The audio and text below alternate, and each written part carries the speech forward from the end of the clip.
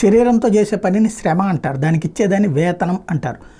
మెదడుతో చేసేటటువంటి పనికి సంబంధించి ఉద్యోగం అంటారు, దానికి ఇచ్చేదాన్ని జీతం అంటారు. ఈ వేతన జీవులు మన దేశంలో ఉద్యోగాల కంటే కూడా ఉపాధి కంటే కూడా ఇతర దేశాల్లో ఉపాధి అయితే ఎక్కువ అని చెప్పేసి వలస వెళ్తూ ఉండేవాళ్ళు. ఇక్కడ తక్కువ కూలీలు, ఇతర దేశాలు ఎక్కువ కాబట్టి. బట్ ఇక్కడ కూడా రిటర్న్స్ పెరిగేటప్పటికి, ఇక్కడ కూడా మంచి ఆదాయాలు వస్తుండేటప్పటికి క్రమంగా వలసల సంఖ్య తగ్గుముఖం పట్టింది అన్నటువంటిది తాజా నివేదిక చెప్తుంది. దేశంలో వలస తగ్గుముఖం పట్టే అన్నది ప్రధానమంత్రి ఆర్థిక సలహా మండలి అంచనా వేసింది.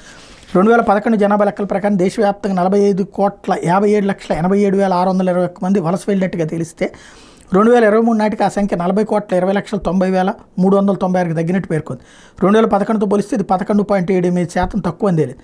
2011 జనాభా లెక్కల ప్రకారం వలస రేటు 37.64% ఉంటే ఇప్పుడు అది 28.88% పడిపోయింది. అప్పటితో పోలిస్తే ఇప్పుడు దేశవ్యాప్తంగా విద్య, వైద్యం, మౌలిక వస్తువులు, అనుసంధానత లాంటి సేవలు పెరగడం, ఆర్థిక అవకాశాలు మెరుగుపడడం వలసలు తగ్గడానికి ప్రధాన కారణమని ఆర్థిక సలహా మండలి అభిప్రాయపడింది. ఢిల్లీ, ముంబై, చెన్నై, బెంగళూరు, కోల్కతాల సమీపంలో ఉన్న జిల్లాల నుంచి అత్యధిక సంఖ్యలో వలసలు వస్తున్నారన్నటువంటి విషయం తేలింది. అత్యధిక సంఖ్యలో వలసలను ఆకర్షిస్తున్న టాప్ 5 రాష్ట్రాల జాబితాలు ప్రస్తుతం రాజస్థాన్, పశ్చిమ బెంగాల్, కర్ణాటక చేరినట్టు తెలిపింది. అదే సమయంలో మహారాష్ట్ర, ఆంధ్రప్రదేశ్కి వచ్చే వాళ్ళ సంఖ్య తగ్గింది. ఇది సంచలనాత్మకమైనటువంటి నిజం. ఆంధ్రాకి వచ్చే వాళ్ళ సంఖ్య తగ్గింది, వలసలు వచ్చే వాళ్ళ సంఖ్య